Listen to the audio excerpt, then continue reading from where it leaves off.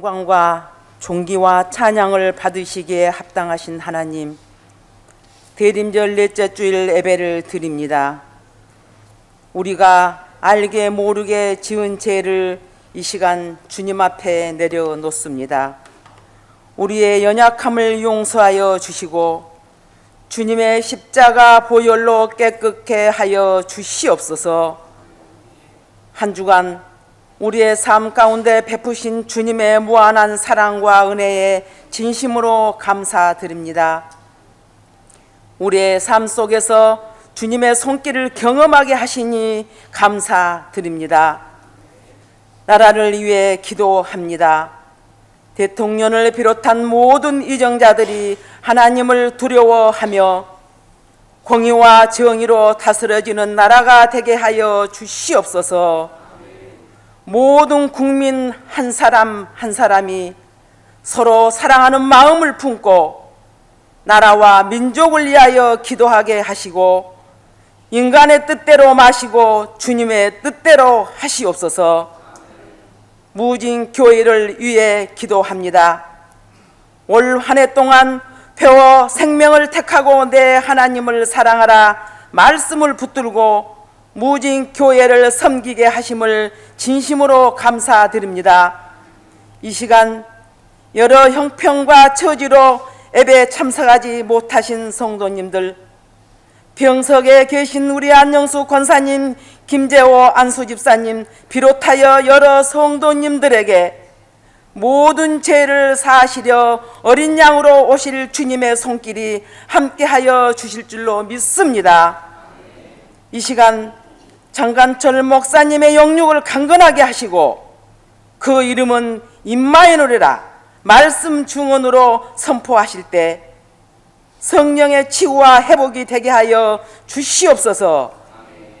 이 시간 예배를 위해 드리는 성가대 찬양을 받아주시고 하늘에는 영광이요 듣는 우리에게는 기쁨과 소망이 되게 하여 주시옵소서. 사랑하는 내 딸아, 사랑하는 내 아들아, 네가 너를 알고 있단다. 네가 너를 보고 있단다.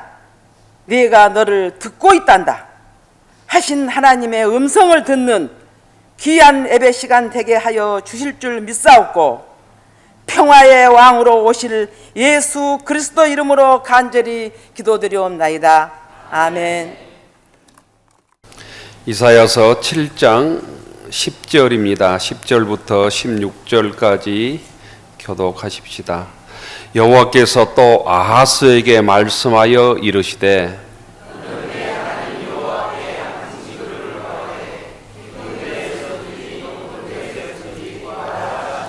아하스가 이르되 나는 구하지 아니하겠나이다. 나는 여호와를 시험하지 아니하겠나이다 한지라.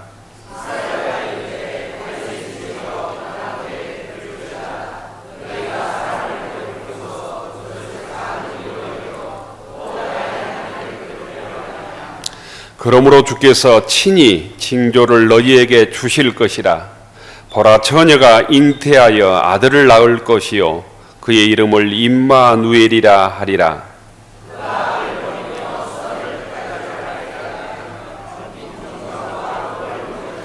같이 읽겠습니다. 대저 이 아이가 악을 버리며 선을 택할 줄 알기 전에 내가 미워하는 두 왕의 땅이 황폐하게 되리라. 아멘. 찬양해 주신 성가대 감사합니다. 대림절 넷째 주일입니다. 주일절에 나오신 모든 교우들께 감사드리고 이 시간 주님의 은혜와 주님의 복이 함께하기를 축원합니다. 옆 사람과 인사하십시다. 반갑습니다. 잘 나오셨습니다. 주님의 평화가 여러분에게, 주님의 평화 성가대원들에게 회와 함께 하겠습니다. 생명을 택하고 내 하나님을 사랑하라. 생명을 택하고 내 하나님을 사랑하라. 날씨가 올겨울 가장 추운 것 같아요. 추운 날씨에 교회 나오신 교우들을 감사드리고 또 주의 이름으로 축복합니다. 마태복음 1장 23절에 보면 성탄절에 많이 들었던 말씀이 나옵니다. 보라, 처녀가 잉태하여 아들을 낳으리라. 그의 이름을 임마누엘이라 하리라. 이를 번역하면 하나님이 우리와 함께 계시다 함이라, 이런 말씀이 나오는데요. 이 마태복음 1장 23절의 말씀은 오늘 우리가 읽은 이사야 7장 14절의 말씀을 마태복음 저자가 다시 인용한 것입니다. 오늘 말씀을 준비하면서 말씀이 지루하고 또 어렵고 잘못하면 이해할 수 어렵겠다, 이런 말씀 생각을 했는데요. 오늘 말씀을 잘 알아듣고 이해하고 은혜가 된다면 여러분들께서 하나님의 말씀을 듣는 능력이 대단한 것입니다. 아무리 똑똑한 사람이 여기 앉아 있어도 신앙이 없는 사람, 또 성경에 대해서 모르는 사람은 말씀을 이해할 수 없습니다. 이 시간 이해를 넘어서 하나님께서 나에게 주시는, 여러분에게 주시는 은혜를 충만히 누리고 회복할 수 있기를 바랍니다. 말씀을 듣는 능력들을 우리가 키워야 됩니다. 설교 시간은 만담하는 시간이 아니고, 또 개인의 어떤 정치적 입장을 주장하는 시간도 아니고, 성경에 나오는 하나님의 말씀을 우리가 듣고 우리의 생각을 변화시키는 시간입니다. 그래서 이 말씀에 집중해야 우리의 신앙이 커집니다. 오늘 이사야서의 말씀을 우리가 읽었는데, 여기 보면 아하스 왕이라고 하는 한 사람이 나옵니다. 아하스 왕. 아하스 왕은 남쪽 유대 나라의 12대 왕으로 16년간 유대 나라를 다스렸던 왕입니다. 그 시기에 유대 나라의 국제 정세가 아주 복잡하고 혼란했습니다. 그 시대 상황을 알아야 오늘 하나님께서 우리들에게 주시는 말씀을 들을 수 있습니다. 말씀을 이해하려면 최소한의 이스라엘 민족에 처했던 그 상황을 우리가 알아야 되는데, 열왕기하 16장, 역대하 28장에 보면 오늘 이사야의 배경이 되는 사건들이 나옵니다. 유대 민족, 이스라엘 민족은 솔로몬 왕이 죽자마자 솔로몬 아들 르호보암 때 남과 북으로 갈라집니다. 우리 남북으로 50년 6.25 전쟁을 통해서 완전히 갈라지는 것과 똑같습니다. 그래서 북쪽 나라를 이스라엘이라고 불렀고 남쪽 나라를 유대라고 불렀습니다. 또 북쪽 나라를 에브라임이라고도 불렀습니다. 성경에 보면 에브라임 이러면 북쪽 나라를 뜻하거나, 분단된 후에 이스라엘 하면 북쪽 나라를 뜻하거나, 유대하면 남쪽 나라를 뜻하거나, 이렇게 이해를 해야 성경 이해가 됩니다. 아하스가 왕으로 있었던 시대에 가장 강한 대제국은 아수르라고 하는 제국이었습니다. 아수르. 지금 우리가 살고 있는 시대의 강대국은 미국이잖아요. 또 러시아고 또 중국인 것처럼 아수르 시대, 이 이사야가 말씀을 전할 때 세계 그 주변에 가장 큰 강대국은 아수르라고 하는, 아시리아라고 하는 강대국이었다라는 거예요. 이 강대국의 북쪽 나라 이스라엘과 이스라엘 위에 그 아람이라고 하는 나라, 지금은 시리아입니다. 성경에 보면 수리아라고도 나오는데, 그 나라가 위협을 느끼고 동맹을 맺습니다. 북쪽 이스라엘과 그 위에 나라 아람이 동맹을 맺고 아수르에 대항을 합니다. 대항을 하기 전에 남쪽 나라에게 요청을 합니다. 남쪽 나라 이름이 뭐라고 그랬어요? 유대라고 그랬대요. 유다.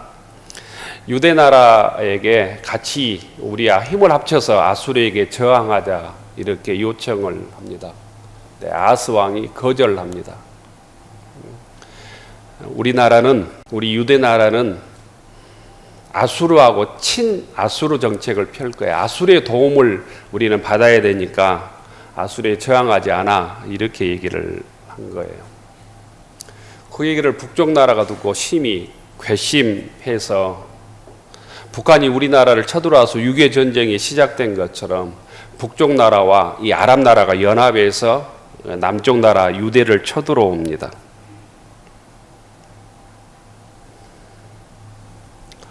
그런데 이 사실을 이사야 보고 북쪽 나라와 연합해서 아수르를 대적하는 것도 옳지 않지만 아수르라고 하는 나라를 의지해서 우리나라를 지키려고 하는 친아수르 정책도 옳지 않다고 이사야 선지자가 얘기를 하는 것입니다. 오늘 성경은 2차 침공 얘기를 곧 이스라엘과 아람이 두 번 쳐들어왔는데 두 번째 쳐들어온 얘기를 하고 있는 거예요. 첫 번째 쳐들어와서는 많은 사람들을 잡아갔습니다. 수리아, 이 아람의 수도인 다메섹으로 12만 명이나 끌고 갔습니다. 12만 명이나 곧 죽이고 20만 명을 끌고 갔다고 역대하 28장이나 열왕기하 16장에 보면 기록이 되어 있습니다. 그런데 오늘 얘기는 두 번째 침공하는 얘기입니다. 나라가 거의 황폐화되어 있는 유다에 두 번째 다시 쳐들어온다고 그러니까 아하스가 두려움에 떱니다. 왕이 두려움에 떨고 있으니 백성들도 함께 두려움에 떨었습니다. 우리가 읽지 않았지만 7장 2절에 보면 숲이 바람에 흔들림 같이 아하스의 마음이 흔들렸다, 이렇게 7장 2절에 기록하고 있습니다. 바람에 숲이 흔들린 것처럼 아하스의 마음이 그렇게 두렵고 떨렸다라는 거예요. 다시 침공한다고 하니까. 이때 이사야 선지자가 아하스에게 찾아갑니다. 찾아가서 그들을 두려워하지 말라. 아람과 북이스라엘을 두려워하지 말라. 그들은 연기나는 부지깽이에 불과하다. 이렇게 얘기합니다. 그게 4절의 말씀이에요. 우리가 10절부터 읽었는데 4절에 보면 연기나는 부지깽이에 불과하다. 하나님을 의지해야 된다. 두려워하지 말라. 이렇게 말씀합니다. 이 부지깽이는 아궁이에 불을 필 때 사용하는 것이잖아요. 언제든지 부지깽이는 바꿀 수 있습니다. 그러면서 9절에 보면 만일 너희가 굳게 믿지 아니하면 너희는 굳게 서지 못하리라. 이렇게 얘기합니다. 저 따라서 합니다. 굳게 믿지 못하면 굳게 서지 못하리라. 아주 유명한 이스라엘 민족의 격언입니다. 굳게 믿지 못하면 굳게 서지 못한다. 오늘 우리가 말씀에 굳게 서지 못하면, 굳게 말씀을 믿지 못하면 우리가 말씀에 굳게 서지 못한다는 거예요. 말씀을 믿지 못하면 말씀을 통해서 주시는 은혜와 능력을 우리가 누릴 수 없게 됩니다.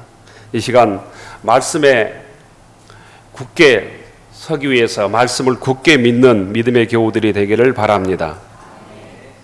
선지자 이사야가 왜 이런 말을 할까? 아하스 왕이 하나님을 굳게 믿지 않았기 때문이에요. 하나님을 굳게 믿지 못하고 있었기 때문입니다. 하나님 말씀을 안다고는 했지만 아멘하지 못했어요. 믿지 못했기 때문에 사시나무 떨듯 떨고 있었다라는 거예요. 바람에 숲이 움직이듯 떨고 있었다라는 거예요. 이런 얘기입니다. 나는 하나님을 알지만, 전능하신 하나님을 알지만 하나님을 알고 믿는다고 이 전쟁에서 이길 수 없습니다. 아람과 북이스라엘 연합군이 너무 강합니다. 우리로 얘기하면 중국처럼 강합니다. 러시아처럼 강합니다. 이런 얘기예요. 강대국 아수르의 도움을 받아야만 이길 수 있습니다. 이런 얘기입니다. 미국 도움을 받아야만 우리가 전쟁에 승리할 수 있습니다. 이런 얘기와 똑같은 거예요. 아하스 왕이 이사야 선지자에게 그렇게 말하고 있는 거예요. 아수르가, 이 아시리아가 하나님보다 더 크게 보였기 때문입니다. 아수르의 도움을 받지 못하면 우리 민족은, 우리 유대는 북쪽 나라에 무조건 전쟁에서 진다고 생각을 했기 때문입니다. 그때 다시 이사야가 아하스 왕에게 이렇게 얘기합니다. 10절에 보면 하나님께 징조를 구해라. 하나님께 징조를 구해라. 높은 데서든지 깊은 데서든지 구하라. 10절에 보면 너는 내 하나님 여호와께 한 징조를 구하되 깊은 데서든지 높은 데서든지 구하라. 깊은 데는 지진을 뜻합니다. 높은 데는 천둥번개를 뜻합니다.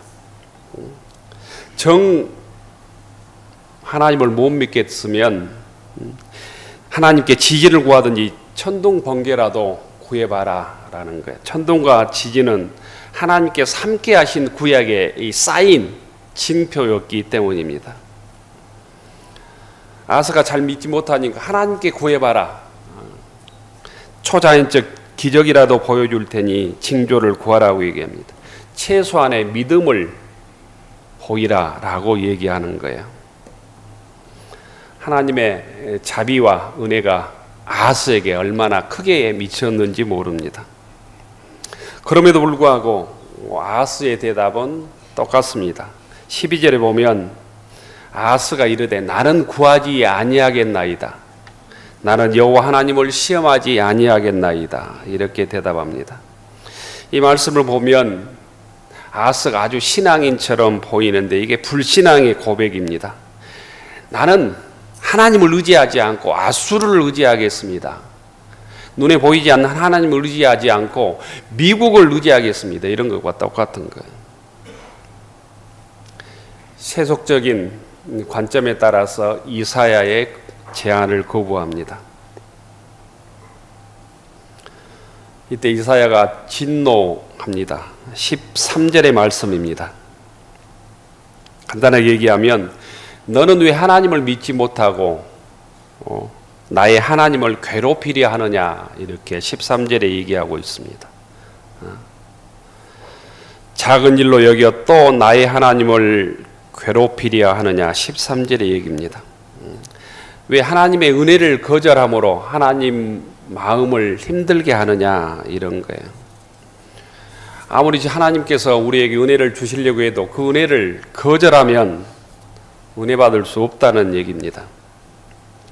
하나님의 은혜와 사랑을 거절하는 것이 불신앙입니다. 2024년 구원자로 나에게 찾아오시는 주님을 영접하는 믿음의 교우들이 되기를 바랍니다. 나에게 찾아오시는 하나님의 은총을 우리가 받아들일 때 우리 심령 속에 성탄의 기쁨이 또 구원의 소망이 열리는 것이죠. 이사야 선지자는 마지막으로 하나님의 아무런 징조를 구하지 않겠다는 아하스에게 역설적이게도 하나님의 징조를 강제적으로 보여줍니다. 그게 14절의 말씀입니다. 선택을 받은 이사야 선지자는 왕이 듣기 싫어해도 하나님의 말씀을 선포합니다. 이게 14절의 말씀입니다. 그러므로 주께서 친히 징조를 너희에게 주실 것이라. 보라, 처녀가 잉태하여 아들을 낳을 것이요 그 이름을 임마누엘이라 하리라. 저 따라서 해보십시오. 그의 이름을 임마누엘이라 하리라. 풍전동화 백척간두에 있는 유대 민족에게 하나님께서는 아하스가 불신앙이었지만 이스라엘 민족, 유대 민족을 위해서 하나님의 곧 희망의 말씀을 선포해 주십니다. 하나님의 약속은 한 처녀가 잉태하여 아들을 낳고 그의 이름을 임마누엘이라 할 것이다. 여기에서 가장 중요한 말씀은 임마누엘입니다. 임마누엘이라 할 것이다. 임마누엘은 단어 3개가 합쳐진 말이에요. 단어 3개가. 임자라고 하는 말은 함께라는 뜻입니다. 함께. 임자는 함께라는 뜻이에요. 마누라는 말은 우리와라는 뜻입니다. 우리야. 엘은 하나님이라는 뜻이에요. 임마누엘은 하나님이 우리 함께 계시다라는 뜻을 가지고 있습니다. 곧 하나님께서 이사야 선지자는 이 하나님의 명령을 전하는데 하나님께서 아하스에게 어떤 일이 있어도 너와 함께 할 것이고 이스라엘 민족을 버리지 않을 것이다 라는 거예요. 내 백성이니까 내 백성을 적으로부터 구해낼 것이다 라고 하는 이 확실한 약속이 임마누엘이라는 말 속에 포함되어 있습니다. 아하스는 하나님의 약속을, 하나님의 은혜를 끝까지 거부했지만 적군이 쳐도와도 하나님께서는 유대 백성을 버리지 않고 끝까지 지킬 것이다. 이 약속의 말씀이 14절의 말씀입니다. 아들을 아끼지 않고 자기 아들을 내어주기까지 아끼지 않고 유다를 구원하겠다라는 거예요. 아들을 내어주면서까지 우리를 구원하고 세상을 구원하겠다고 하는 사건이 성탄의 사건임을 믿을 수 있기를 바랍니다. 이 하나님의 깊고 놀라운 뜻이 임마누엘, 하나님이 우리와 함께 하시다라는 고백입니다. 뜻입니다. 우리들도 이런 임마누엘 하나님으로 인하여 구원을 받았고 하나님의 자녀가 되었습니다. 하나님께서 친히 보여주신 이 사인이 곧 예수님께서 이 땅에 오심으로 우리에게 온전히 이루어진 거죠. 예수님께서 우리들에게 오심으로 하나님의 약속, 임마누엘 할 것이다. 하나님께서 너희들과 우리와 나와 함께 할 것이다. 약속을 구체적으로 보여주셨습니다. 하나님은 우리의 눈에 보이지 않지요. 손으로도 잡을 수도 없고 냄새를 맡을 수도 없습니다. 우리가 평소 신앙생활 하고 있지만 하나님이 눈에 보이지 않고 손에 잡히지 않아서 우리가 답답할 때가 많지요. 그런데 하나님이 우리 함께 하시다는 말을 이해하려면 하나님께서 행하시는 일이 무엇인지를 알아야 합니다. 하나님은 구체적인 일을 통해서 우리와 함께 하시기 때문입니다. 내가 누구를 사랑한다고 하면 그 말을 넘어서 구체적인 삶을 통해서 행동을 통해서 드러나잖아요. 그것처럼 하나님께서 우리 함께 하신다, 임마누엘 하신다라고 하신 말씀은 하나님의 구체적인 행동을 통해서, 행위를 통해서 우리에게 드러나신다는 거예요. 하나님이 행하시는 일은 구체적으로 우리를 구원하시는 일입니다. 사랑하면 배고픈 자에게 먹을 것을 주듯이 하나님께서 임마누엘 하신다, 우리 함께 하신다라고 하는 사실을 구체적인 모습으로 드러나는 게 우리를 구원하시는 일이다라는 거예요. 하나님은 우리를 죄와 죽음으로부터 구원하십니다. 우리를 의롭다 하시고 우리 허물을 용서해 주시고 우리에게 생명을 주시죠. 이 표현이 아주 상투적인 표현처럼 들린다 할지라도 이 말씀의 뜻을 우리가 깊게 새기지 않으면 성탄의 기쁨을 우리가 누릴 수 없습니다. 왜냐하면 복음은 이 한 가지 사실을 끊임없이 다른 말로, 여러 말로 우리에게 증거하고 있기 때문입니다. 이 말을 한 번 들어서 해결되는 것이 아니에요. 죄와 죽음으로부터 우리를 구원하는 일이 하나님께서 우리 함께 하시는 구체적인 일이라는 거예요. 말은 사랑한다고 하면서 사람이 죽어가도 아무 행동을 하지 않으면 그 말이 공허하고 사랑하지 않는 것이죠. 하나님께서 우리 임마누엘 함께 하겠다고 구체적으로 약속한 표현이 우리를 구원해 주시는 일로 드러났다는 거예요. 그렇다면 우리는 이미 구원해 주기 전에 죄와 죽음에 빠져 있다고 하는 것을 전제하는 일입니다. 우리는 죄와 죽음에 주님께서 임마누엘 하기 전에 우리를 구원해 주시기 전에 우리는 이미 죄와 죽음에 빠져 있고 세상의 방식으로는, 우리의 힘으로는 우리 스스로 구원을 받을 수 없습니다. 죄가 무엇입니까? 죽음이 무엇이겠습니까? 죄와 죽음이라고 하는 것은 내 육신의 욕심대로, 내 뜻대로 사는 것입니다. 자기 중심적으로 생각하고 행동하는 것이 곧 죄와 죽음입니다. 우리는 끊임없이 자기를 자랑하고 자기를 높이려 하지요. 반대로 자기 자신을 학대하는 사람이 있습니다. 그것도 따지고 보면 자기를 높이려는 욕망에 크게 상처받았을 때 나타나는 심리적 현상입니다. 성경은 그것을 자기 욕심대로 자기를 드러내며 자기 중심으로 살려고 하는 것을 성경은 죄라고 얘기해요.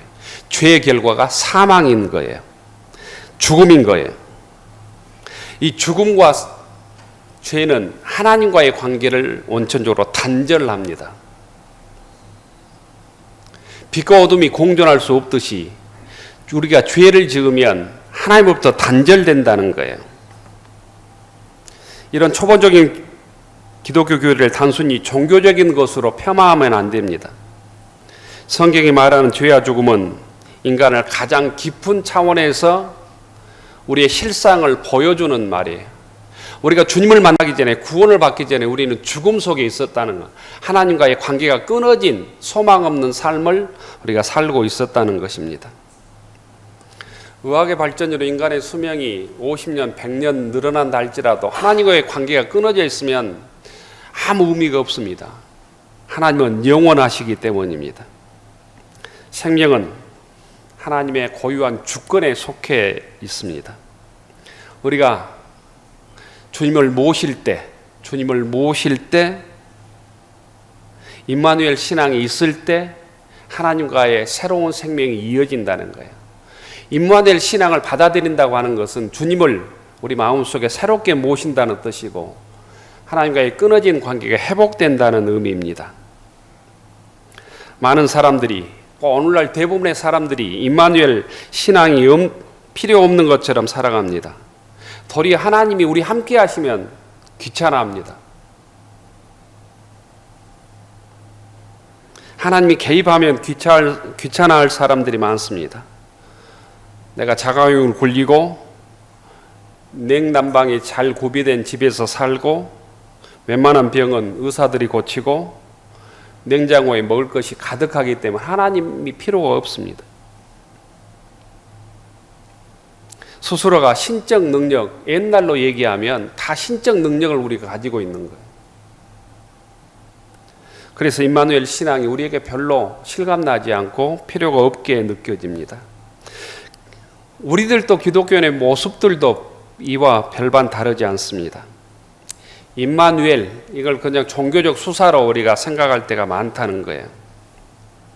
하지만 초대 기독교인들은 예수님을 통해서 하나님께서 나와 함께 하신다는 사실을 깨닫고 경험했습니다. 예수님을 통해서 생명과 구원을 몸으로 체험했다는 거예요. 그 몸으로 체험하는 임마누엘 신앙으로 박해를 이겨낼 수 있었고 핍박을 이겨낼 수 있었어요. 어려운 환경을 이겨낼 수 있었습니다. 베드로 사도는 사내들인 공회 앞에서 임마누엘 하나님을 경험했기 때문에 예수님이 이미 죽어서 승천했음에도 불구하고 다른 이로서는 구원을 받을 수 없나니 천하 사람 중에 구원을 받을 만한 다른 이름을 우리에게 주신 일이 없음이라고 곧 임마누엘 하나님을 선포합니다. 예수님을 떠나서는 우리에게 구원자가 없다는 거예요.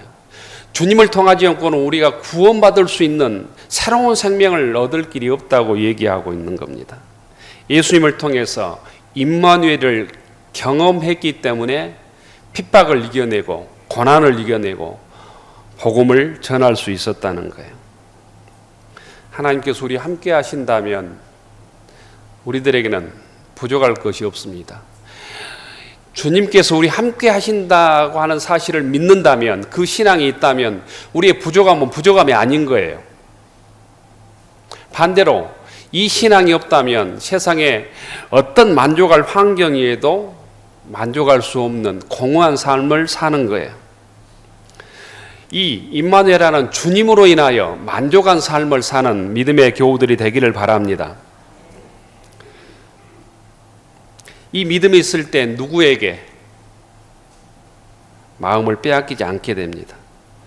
누구에게 마음을 빼앗겨서 쫓아가지도 않게 됩니다. 어떤 것을 갖지 못해서 항상 불안하고 초조하고 불만족한 삶을 이겨내게 된다는 거예요. 주님이 없으면 아무리 비싼 옷, 아무리 비싼 음식을 먹어도 공허하게 된다는 거예요. 주님 안에서만 은혜와 평강이 가득하되고 진정한 만족을 누릴 수 있게 됩니다.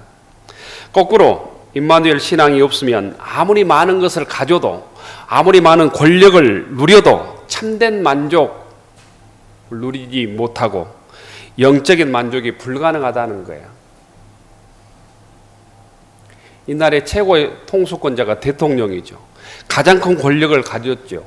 그럼에도 불구하고 그 권력을 국민들을 위해 사용하지 않고 자기 욕심을 위해서 사용하다 보니까 이런 말도 안 되는 비상계엄을 내리는 일, 국민들에게 총뿌리를 겨누는 일이 발생한다라는 거예요. 우리가 주님을 떠나면, 주님으로 만족하지 못하면 세상에 어떤 삶을 살든지 불만족하는 삶, 공허한 삶을 살게 됐다는 것입니다.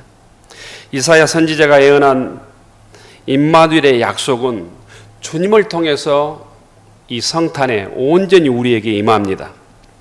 그래서 마태복음 1장 22절로 23절에 보면 이 모든 일이 된 것은 주께서 선지자로 하신 말씀을 이루려 하심이니, 이사야 선지자가 하신 말씀을 이루려 하심이니 이르시되 보라 처녀가 잉태해 아들을 낳을 것이요 그 이름을 임마누엘이라 하리라 하셨으니 이를 번역한즉 하나님이 우리 함께 계시다 함이라.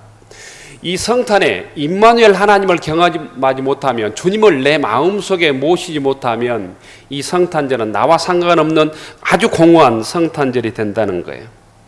우리를 구원하신 예수님의 이름이 임마누엘입니다. 임마누엘, 예수님을 통해서 하나님께서 구체적으로 나와 함께 하시다고 하는 사실을 경험하는 이번 성탄절이 되기를 바랍니다. 하나님은 주님을 이 땅에 보내주심으로 우리와 함께 하십니다. 하나님은 메시아이신 예수님을 우리에게 보내주심으로 임마누엘 하나님을 우리들에게 친히 증거해 주셨습니다. 이 임마누엘 하나님이 이 땅에 오신 사건이 성탄절인 거예요. 예수님이 이 땅에 오셔서 우리를 인도하시며 또한 우리와 오늘도 이 시간도 성령을 통하여 함께 하십니다. 그리고 예수님은 제자들에게, 우리들에게 마지막으로 내가 세상 끝날까지 너희와 항상 함께 있으리라 약속해 주셨습니다. 하나님께서 약속하신 이 임마누엘, 하나님이 나와 함께 하시고 우리 함께 하신 이 약속은 메시아이신 예수님께서 이 땅에 오심으로 온전히 이루어졌습니다. 예수님께서 우리들에게 오심으로 그 하나님의 약속이, 이사야 선지자의 약속이 완성되었습니다. 2024년 성탄을 맞이하여 무중교회 모든 성도들도 주님을 통해 임마누엘을 경험하는 교우들이 되기를 바랍니다.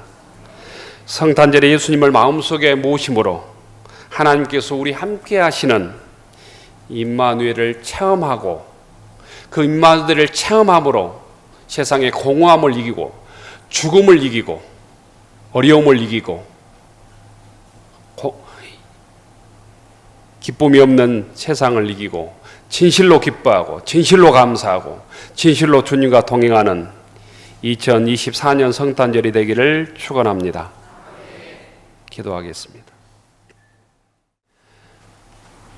하늘 우러러 축원하옵나니 이제는 하늘 보좌를 버리시고 이 땅에 오신 예수 그리스도의 은혜와 구원자이신 메시아를 이 땅에 보내주신 하나님 아버지의 끝없는 사랑하심과 우리를 이루하시고 치유하시고 격려하시는 거룩한 성령의 은총이 하나님께서 우리 함께 하시는 임마누엘 신앙으로 우리에게 오시는 주님을 영접하며 그 기쁜 소식을 전하며 복음의 증인으로 무중교회 거룩한 성도로 살아가기로 다짐하는 교우들 머리 위에, 우리의 가정과 일터 위에, 우리의 자녀들 위에 이제로부터 영원까지 함께하여 주시기를 간절히 축원하옵나이다.